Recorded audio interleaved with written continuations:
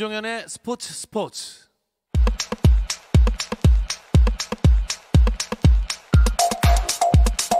금요일에는 국내 축구 이야기로 채워드립니다. 축구장 가는 길 시작해볼게요. 함께할 두 분 소개해드리겠습니다. 스포츠 조선의 박찬준 기자 그리고 스포츠 서울의 정다워 기자와 함께합니다. 안녕하세요. 안녕하세요. 자, 정다워 기자님은 제가 진행하면서는 처음 뵙는 것 같은데 나오신 적이 있다면서요? 근데 제가 지난해 이제 그 자카르타 아시안 게임 때 좀 라디오 연결을 계속 했었고요. 그리고 이제 스즈키컵 지난해 말에 박항서 감독 관련해서 좀 전달을 해드리느라 출연을 했었습니다. 오늘 잘 부탁드리겠습니다. 감사합니다. 예. 박찬준 기자님도 굉장히 오랜만에 뵙는 것 같네요. 거의 한 달 만인 것 같은데요. 네, 지난번 내기 이후에. 네. 사람들이 다 그것 때문에 사라지는 거라고 알고 계신데, 네, 계속 일정이 생기더라고요. 예. 네, 앞으로 자주 나오겠습니다. 좋습니다. 뭐 축구 기자님들이 워낙 바쁘시다 보니까 저희 축구장 가는 길 출연진이 꽤 되는데도 제일 많은 것 같은데도 얼굴을 자주 뵙기가 힘들다는 생각이 들어요. 이번 주는 아마도 벤투호의 9월 A매치 멤버가 발표되면서 더 바쁘셨겠어요. 네, 아무래도 이번 주에 좀 일이 많았습니다. A 대표팀 그리고 22세 이하 대표팀 명단 발표를 했고요. 여자 대표팀 새 감독도 선임이 됐습니다. 일단 남자 대표팀 먼저 얘기를 해보면 아마 김신욱 선수 뽑혔네 이 생각을 제일 먼저 하셨을 것 같아요. 역시 이번 명단에서 가장 주목을 받은 선수가 단연 김신욱 선수라고 하는데요. 우리 축구장 가는 길도 이 4주 연속 김신욱 이야기를 했잖아요. 예. 네, 그만큼 이슈가 되고 있다는 이야기인데 결국 벤투 감독도 이 김신욱의 활약과 능력을 인정했습니다. 저는 사실 김신욱 선수 안 뽑을 줄 알았거든요. 저도요. 예. 네, 벤투 감독이 워낙 좀 확고한 철을 갖고 있어서 근데 역시 아시아 무대에서 이 김신욱이 주는 특별한 장점 그리고 높이나 힘 이런 부분을 인정하지 않을 수 없었던 것 같아요. 정다우 기자가 생각하시기에는 김신욱 선수가 선발된 이유를 어디에 있다고 보세요? 그 아시안컵 때 저희가 그 카타르한테 졌잖아요. 예. 당시에 이제 후반 막판에 김민재 선수 수비수인데 최전방으로 올려서 이제 헤딩을 하는 그런 장면이 좀 많이 나왔습니다. 그때도 아마 좀 염두에 뒀을 거고요. 그리고 이후에 이 대한축구협회 기술위원회 쪽에서도 김신욱 활약상을 좀 상세하게 전달을 했고 또 추천을 한 것으로 알고 있습니다.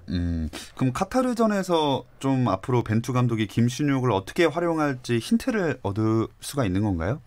일단 저는 이번 김신욱 선수 어떻게 활용할 건지에 대해서 관심들이 많으실 것 같은데요. 저는 일단은 김신욱 선수만을 위한 전술은 특별히 쓰지 않을 것 같아요. 일단 기본의 틀에서 김신욱 선수가 어느 정도 할 수 있을지에 대한 부분, 그 부분을 집중적으로 점검할 것 같고요. 물론 경기 상대가 약하긴 하지만 지고 있거나 우리가 못 이기고 있는 상황, 그런 상황에서는 물론 김신욱 선수를 향한 롱볼 전술도 할 수 있겠지만 일단은 벤투 감독이 김신욱 선수가 기존의 틀에서 얼마만큼 녹아들 수 있는지에 대한 부분, 그러니까 기존에 하던 대로 짧은 패스에 의한 빌드업 축구, 이 축구를 얼마만큼 잘할 수 있는지를 아마 체크할 것 같다는 생각이 듭니다. 하긴 또 벤투 감독이 뽑아도 뭔가 훈련하면서 마음에 안 들면 또 안 쓰잖아요. 그래도 나와보면 참 재밌는 그림이 만들어지겠다 싶은 게 황의조 선수랑 김신욱 선수랑 같이 뛰는 장면도 재밌을 것 같아요. 네, 사실 우리가 톱으로 쓰고 있는 황의조, 손흥민 이런 선수들이 헤딩에 굉장히 약한 편입니다. 예. 황의조 선수가 장신인데도 좀 헤딩을 잘 못하는 편입니다. 대신에 움직임이 굉장히 활발하고 또 수비 뒷공간으로 잘 파고들기 때문에 이 김신욱 선수가 사실 투톱에 굉장히 익숙한 선수예요. 전북에서도 그랬고 현재 이 상하이에서도 투톱으로 나올 때 가장 좋은 모습을 보여주고 있기 때문에 황의조라든지 손흥민이라든지 이 움직임이 많은 공격수들과 투톱을 서면 또 좋은 시너지 효과를 기대할 수 있지 않을까 싶습니다. 네, 방금 드린 이야기에서 이제 김신욱 선수, 황의조 선수, 손흥민 선수는 뽑혔다 이런 힌트를 받으셨을 텐데 전체적인 명단을 쭉 한번 정리해 볼까요? 네, 일단 26명 선수가 뽑혔습니다. 골키퍼 3명 뽑혔는데요. 울산의 김승규, 대구의 조현우, 그다음에 삿포로의 구성윤 선수가 자리했고요. 수비수 8명 뽑았습니다. 간바 오사카의 김영권, 베이징 고안의 김민재, 광저우 황다의 박지수, 그다음에 전북의 이용, 권경원, 김진수, 그다음에 왼쪽 윙백 수원의 홍철, 오른쪽 윙백 울산의 김태환 선수 이렇게 수비진 8명이고요. 미드필드 12명 뽑았습니다. 손흥민 선수 미드필드로 분류됐고요. 홀슈타인 키르스티는 이재성, 그다음에 최근 활약이 좋은 황희찬 선수 그리고 최근 팀을 옮긴 게 유력해졌죠. 백승호 선수, 그다음에 황인범, 나상호, 권창훈, 김보경, 이동경 선수가 첫 발탁입니다. 예. 이청용 선수는 오늘 제외됐다는 보도가 나왔고요. 그다음에 정우영, 그다음에 이강인 선수가 미드필드진에 뽑혔습니다. 포워드는 3명인데요. 아까 말씀드린 대로 김신욱 선수, 황의조 선수, 그리고 부산의 이정엽 선수 이렇게 뽑혔습니다. 김신욱 선수 뽑은 것도 사실 의외라는 반응이 있는데 이동경 선수를 뽑은 건 정말 파격적인 것 같아요. 아무래도 이 K리그를 좀 자세히 안 보시는 분들께서는 이동경 선수 잘 모르실 거예요. 이 선수가 이제 97년생 백승호 선수랑 동갑인데 올해죠. 올해 3월에 AFC 22세 이하 챔피언십 예선에서 3경기에서 6골을 넣으며 맹활약한 에이스입니다. 그래서 이 선수가 사실 원래 김학범 감독과 함께 9월 경기에 나설 거라고 예상이 됐는데 굉장히 뜻밖의 벤투 감독이 선발을 하면서 A대표팀으로 올라가게 됐습니다. 자, 이동경 선수의 선발은 벤투 감독이 K리거들에게 어떤 생각을 갖고 있는지 좀 전달하는 효과도 있을 것 같아요. 제가 이 명단 나오기 며칠 전에 에이전트한테 들었었는데 이게 이동경이 벤투 감독이 직접 찍었다고요. 그러니까 그 전까지는 코치들이 많이 좀 입김이 있었는데 선수 선발에 있어서는 이동경 선수는 벤투 감독이 직접 내가 이 선수를 뽑겠다라는 얘기를 해서 진짜 뽑겠나 했는데 뽑았더라고요. 사실 이 벤투 감독이 이 새로운 죄송합니다. K리거 발탁에 좀 인색한 부분이 있다는 평가를 좀 들었잖아요. 실제로 이 새 얼굴을 많이 뽑았지만 연령별 대표를 거치지 않으니까 그러니까 진짜 흙 속의 진주는 사실 박지수 선수 1명 정도밖에 없다고 봐야 될 거거든요. 이동경 선수의 선발로 이제 다른 선수들에게도 이 선발의 기회의 문이 열렸고 그다음에 여기에 이동경만의 색깔을 확실히 알려주면서 그러니까 벤투 감독은 이동경 선수가 좁은 공간에서 잘할 수 있는 선수라는 평가를 내렸거든요. 이 부분을 잘한다면 언제든 대표팀에 뽑을 수 있다라는 분명한 메시지를 준 거는 분명한 것 같습니다. 본인이 직접 강력하게 주장해서 뽑은 거면 이동경 선수가 선발로 경기에 나서는 것도 생각을 해볼 수 있을까요? 뭐 연습에서 좋은 모습을 보인다면 가능한데 제가 예전에도 말씀을 드린 적이 있지만 벤투 감독은 일단은 능력을 가진 선수를 뽑은 뒤에 훈련을 통해서 이 선수가 자기가 생각했던 기준이 달성이 되면 내보내는 스타일이거든요. 그러니까 이제 확실한 특징을 봤기 때문에 이 특성이 경기장에서도 얼마든지 녹아들 수 있다라는 확신이 들면은 내보낼 수도 있겠죠. 네, 그렇게 말씀하실 것 같았습니다. 그리고 이강인 선수도 다시 한번 기회를 얻었는데 이강인 선수도 경기에 기용이 될까요? 저는 개인적으로 이번에는 A매치 데뷔를 좀 할 거라고 봅니다. 좀 전에 박찬준 기자께서 말씀하셨지만 벤투 감독은 일정한 패턴이 있어요. 뽑아서 일단 훈련에서 보고 조금씩 출전 시간을 늘려가는 백승호도 그랬고 또 이승우도 그랬거든요. 이강인도 저는 같은 절차를 밟을 거라고 생각을 하고요. 기본적으로 이 기자회견을 보면 벤투 감독이 이강인을 굉장히 높게 평가한다는 것을 알 수가 있습니다. 이번 기자회견에서도 마찬가지로 굉장히 능력을 높이 평가했고요. 그래서 저는 이번에도 지난 3월에는 경기를 못 뛰었잖아요. 하지만 이번에는 데뷔전을 치를 거라고 좀 예상을 합니다. 좋습니다. 이강인 선수가 데뷔전을 칠 수 있을지도 굉장히 재미있을 것 같고 그리고 또 이야기가 많이 나올 수밖에 없는 게 이승우 선수가 이번에 탈락했잖아요. 이 부분에 대해서 궁금해하시는 팬들도 많을 것 같아요. 이 벤투 감독이 이강인 선수 발탁 배경을 얘기하면서 경기에 뛰지 못해도 능력이 되면 뽑을 것이라고 얘기를 했거든요. 그러니까 제가 방금도 얘기한 대로 이제 능력이 되는 선수 뽑아서 직접 보고 그다음에 뭐 가르치는 스타일인데 아마 이승우 선수는 이 대열에서 조금 밀린 게 아닌가라는 생각이 좀 들거든요. 그러니까 뽑아서 계속 봤으면 분명히 내보내는데 이승우 선수는 분명히 출전 횟수가 줄어들고 있었단 말이에요. 그리고 뭐 이승우 선수가 분명히 한 방이 있고 무에서 유를 창조하는 스타일이긴 하지만 전체적으로 이 실수가 많고 이 안정적으로 경기를 풀어나가는 자원은 아니거든요. 이 벤투 감독은 이 지배하는 축구, 능동적인 축구 그다음에 계속 볼을 소유하는 축구를 강조하고 있는데 이승우 선수가 그 축구를 하기에는 약간 좀 게으른 상황인 거는 분명히 했었거든요. 좀처럼 이 기회를 얻지 못했다는 거는 결국 이 벤투 감독이 생각하는 수준까지 올라서지 못했다는 것을 의미하는 게 아닌가라는 생각도 좀 들고요. 그리고 최근에 또 팀도 옮겼잖아요. 그런 부분도 좀 고려가 되지 않았을까라는 생각도 좀 듭니다. 자, 그럼 이렇게 26명이 대표팀 명단에 뽑히게 됐는데 두 분은 선발로 나설 11명을 어떻게 구성할 거라고 생각하시나요? 저 같은 경우는 아무래도 투톱을 좀 쓰지 않을까. 아무래도 우리가 약팀 같은 경우에는 굉장히 수비적으로 우리를 상대하기 때문에 우리가 좀 더 공격적으로 전술을 좀 꾸리는 편이에요. 그래서 손흥민, 황의조 선수가 기본적으로 투톱을 하고 이선에 권창훈이라든지 이재성, 이강인 이런 선수들이 서고 수비형 미드필더로 백승호 같은 선수가 나서지 않을까 싶습니다. 그리고 포백은 홍철, 김영원, 김민재, 이용 이 선수들이 꽤 오랫동안 호흡을 맞췄고요. 골키퍼는 김승규 선수가 1번이라고 생각합니다. 박찬준 기자는요. 이 벤투 감독이 뭐 새로운 선수들을 뽑긴 했지만 저는 베스트 11에는 큰 변화가 없을 거라고 생각하거든요. 그래서 뭐 거의 정다워 기자랑 비슷한데요. 손흥민, 황의조 투톱에 이선은 이재성, 그다음에 황인범, 권창훈이 쓰고요. 수비형 미드필드는 정우영 선수가 쓰지 않을까 싶습니다. 나머지는 정다워 기자와 같습니다. 예. 백승호 선수를 수비형 미드필더에 정다워 기자 놓으셨고 정우영 선수가 나설 네. 것이다. 좋습니다. 우리 축구대표팀 9월 일정은 어떻게 되나요? 일단 9월 2일에 터키 이스탄불로 넘어갑니다. 그리고 5일 조지아와 평가전을 치르고요. 이후에 이 월드컵 2차 예선 첫 번째 경기를 위해 투르크메니스탄으로 넘어가서 10일 1차전을 치르게 됩니다. 사실 조지아와 투르크메니스탄 두 국가 다 우리에게는 조금 생소하게 느껴지는 것 같아요. 네, 조지아 같은 경우는 FIFA 랭킹 94위거든요. 유럽에서도 약체로 평가되지만 이 올해 펼쳐졌던 이 네이션스 리그에서 4부 리그에 해당하는 D리그에 속해가지고요. 5승 1무의 성적을 거두면서 C리그로 승격을 했던 팀이고요. 현재 이 블라디미르 바이스 감독이 2016년부터 감독을 맡아서 꾸준히 팀을 만들고 있습니다. 한국과 첫 번째 A매치로 치르고요. 이 아시아 예선 첫 번째 상대인 투르크메니스탄 같은 경우에는 우리와도 종종 부딪혔던 팀이거든요. 네. 1998년 방콕 아시안 게임에서는 한 번 진 적도 있습니다. 그렇기 때문에 만만히 봐서는 안 되는 그런 팀입니다. 좋습니다. 그리고 또 김학범 감독이 이끄는 22세 이하 대표팀 명단도 발표를 했다고 말씀을 해주셨는데 이 이야기는 잠시 쉬었다 와서 나눠보겠습니다.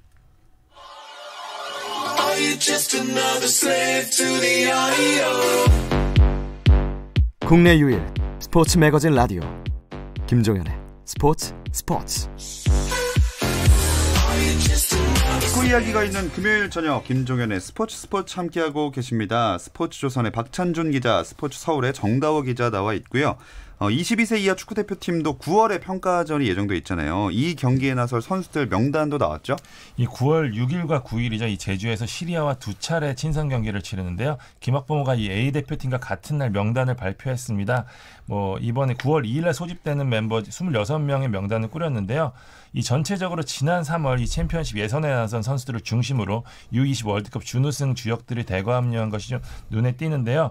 일단 멤버를 좀 말씀드리면은 골키퍼에는 송범근, 안찬기, 허자홍 선수 들어갔고요. 수비수에는 강윤성, 김재우, 김진야, 김현우, 윤종규, 이선걸, 이재익, 이지솔, 차호연, 황태현, 미드필드에는 김동현, 김진규, 원두재, 임민혁, 전세진, 정승원, 한찬희, 공격수에는 김대원, 엄원상, 오세훈, 이동준, 정우영, 조규성 선수 등이 들어갔거든요.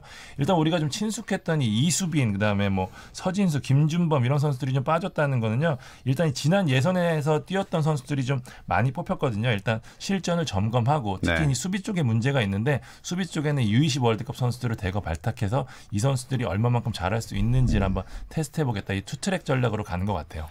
네, 그리고 또 여자 대표팀 이야기도 해보겠습니다. 감독을 새롭게 선임했잖아요. 네, 지난 프랑스 월드컵 이후에 윤석열 감독이 자진 사임을 해서 공석이 됐는데요.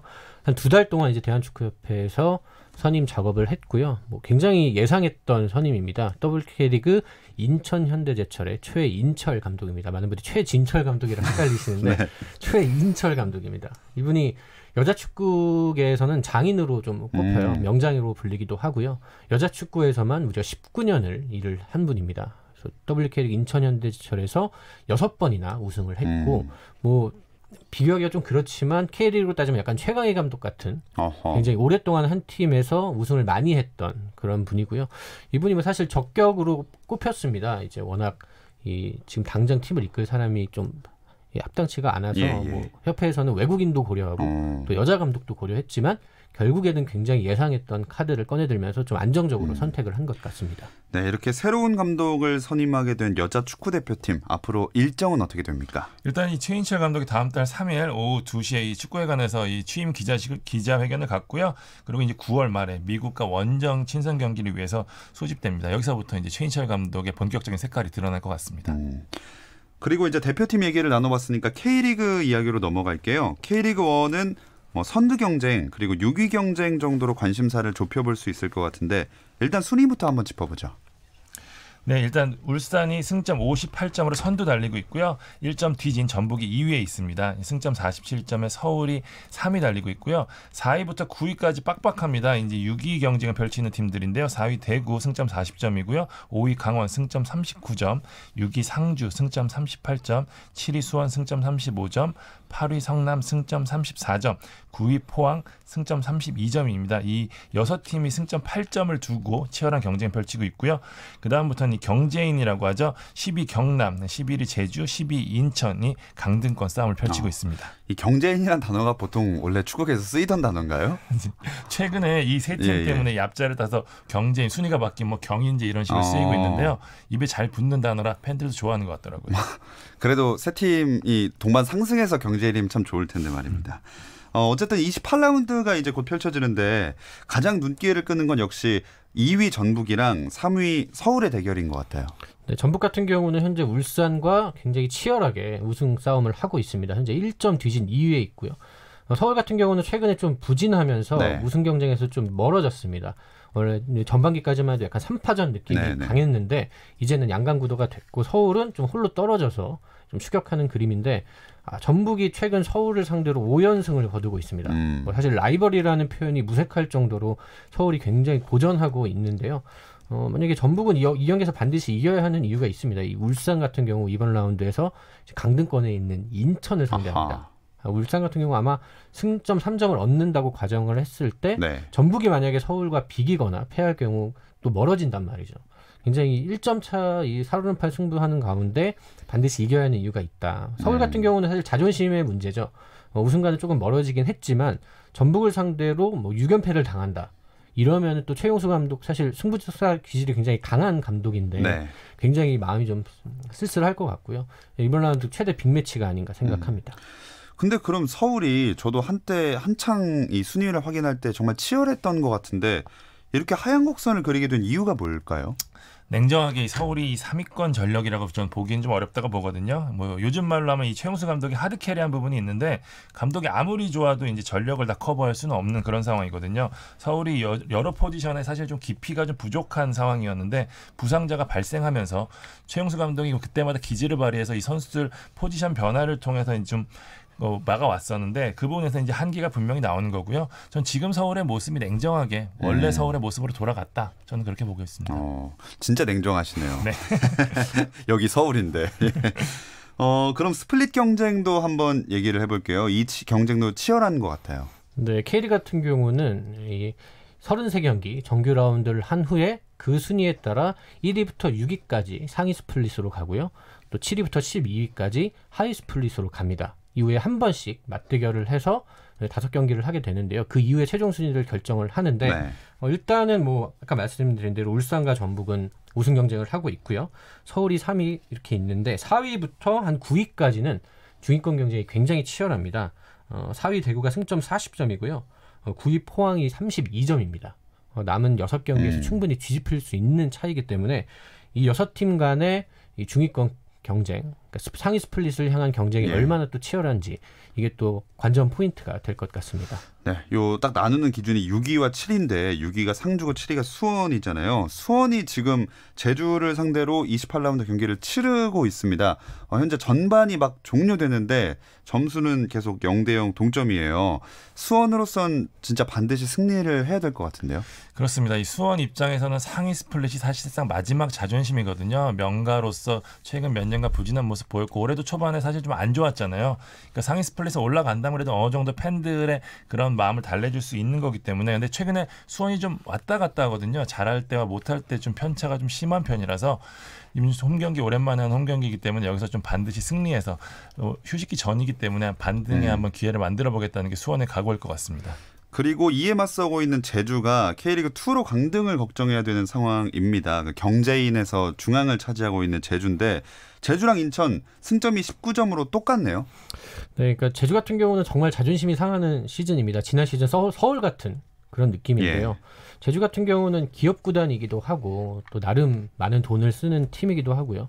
실제로 선수 구성도 꽤 괜찮은 편인데 올 시즌 감독까지 바뀐 상황에서도 좀처럼 반등을 하지 못하고 있습니다. 그래서 오늘 뭐 지금 수원과 하고 있는데 그래도 다행인 것은 이번 라운드에서 인천이 울산을 상대한다. 만약에 울산이 뭐 인천이 울산에 패하고 오늘 제주가 수원과 비기기만 해도 승점 1점 앞설 수 있다. 뭐 이런 건 좀 나름대로 뭐 소득일 수 있는데요. 어쨌든 이 아까 말씀드린 경제인 여기서 이 경남이 지난 라운드에서 혼자 이기면서 좀 승점 3점 앞서서 치고 나가고 있습니다. 네. 과연 이번 라운드에서는 또 어떻게 될까? 이것도 이 우승 레이스만큼이나 굉장히 흥미롭습니다. 자, 이렇게 서울대 전북 또 인천대 울산의 경기가 일요일에 열리고 지금 이 순간에 수원과 제주의 경기가 열리고 있는데 일요일에 두 경기가 더 예정돼 있죠? 그렇습니다. 이 춘천 송암 경기장에서 이 강원과 경남의 경기 예정돼 있고요. 상주 시민운동장에서 상주와 대구가 오후 7시에 경기를 펼칩니다. 자, 일요일 경기 결과에 따라서 중위권 순위가 굉장히 많이 바뀔 수가 있겠어요. 네, 상주와 대구가 맞대결을 하고요. 강원과 경남이 맞대결을 하는데 상주랑 대구의 경기가 굉장히 중요할 것 같습니다. 현재 두 팀이 승점 2점 차이거든요. 네. 상주가 이기면 뒤집힐 수도 있습니다. 대구는 반드시 이기기 위해서 아마 노력을 할 거고요. 상주도 사실 이 9월이면 주요 선수들이 전역을 합니다. 그러면은 이제 남은 경기들을 굉장히 힘들게 치러야 되기 때문에 일단 있을 때 최대한 많은 승점을 얻자. 뭐 이런 방침이라서 굉장히 치열한 승부가 될 것 같습니다. 또 강원대 경남은 어떻게 보시나요? 일단 강원대 경남 경기도 재밌을 것 같은데요. 이 두 팀이 이 여름 이적 시장에서 이 제리치 선수, 이영재 선수 주고받으면서 인연을 맺었는데 최근 이 강원이 좀 부진합니다. 2무 2패. 아무래도 여름 이 얇은 스쿼드로 여름을 나다 보니까 아무래도 좀 그런 한계가 좀 느끼고 있고요. 경남은 반면에 좀 상승세 타고 있거든요. 제리치 선수 최근에 좋고요. 외국인 선수 모두 돌아오면서 경기력도 괜찮기 때문에 이 달라진 이 곡선이 이 경기를 통해서 어떻게 또 이 경기를 기점으로 어떻게 바뀔지도 관심사입니다. 그리고 토요일에는 포항대 성남의 경기가 열리죠? 네, 아까 상주 대구 맞대결처럼 이 팀도 2점 차입니다. 성남이 2점 앞서 있는데 이 팀들도 상위 스플릿 막차를 타기 위해 굉장히 노력하는 팀들이라 굉장히 재미가 있을 것 같은데요. 성남이 워낙 의외로 선전을 하고 있어서 이 승격팀인데 뭐 영입도 크게 눈에 띄는 영입이 없었거든요. 그러면서 굉장히 잘 버티고 있어서 성남의 이 상위 스플릿 가능성 이것도 굉장히 큰 관전 포인트입니다. 네, 막바지로 갈수록 점점 뜨거워지고 있는 K리그 1입니다. 그리고 2부 리그 K리그 2에서는 승격 경쟁이 한참 치열하게 진행되고 있을 텐데 상황을 좀 짚어주시죠. 일단 선두 광주가 승점 52점으로 선두 달리고 있는데요. 1위 팀은 다이렉트 승격이 가능하거든요. 부산이 추격을 하고 있는데 승점 5점 차입니다. 근데 이게 좀처럼 좁혀지지 않고 있기 때문에 광주가 최근 물론 4연속 무승부긴 하지만 그렇다고 부산이 또 이 상황에서 추격하고 있지 못하고 있거든요. 그러니까 두 팀이 이런 상황에서 지금 남은 시즌 동안에 누가 다이렉트 승격할 것인가 굉장히 중요하고요. 그다음에 또 플레이오프를 펼치는데 3위 안양부터 5위 안산까지 승점 2점 차밖에 되지 않습니다. 안양, 안산, 아산 이 세 팀이 펼치는 플레이오프 누가 갈 것인지에 대한 싸움도 굉장히 큰 관전 포인트가 될 것 같아요. 자, 그러면 주말에 K리그2 일정 중에서 이 경기는 주목해볼 만하다 이런 거 짚어 주실 수 있을까요? 네, 아무래도 말씀하신 대로 부산과 광주의 우승 레이스가 제일 흥미롭기 때문에요. 이번 라운드에서 부산은 서울 이랜드를 상대합니다. 그리고 광주 같은 경우는 이 안산을 상대하는데요. 워낙 안산도 의외로 수비가 굉장히 좋고 탄탄한 팀이라서 또 광주가 또 4경기 동안 승리가 없기 때문에 또 두 팀 순위 이 승점 차가 줄어들 가능성도 있다. 그래서 두 팀이 굉장히 경기가 중요하지 않을까 생각합니다. 자, 이 경기가 언제 열리는 경기죠? 네, 부산과 서울 이랜드 경기는 토요일 31일에 열리고요. 광주와 안산의 경기는 1일 저녁에 열립니다. 좋습니다. 축구 이야기 그럼 여기까지 나누겠습니다. 함께해 주신 스포츠서울 정다호 기자, 스포츠조선의 박찬준 기자 고맙습니다. 감사합니다. 감사합니다.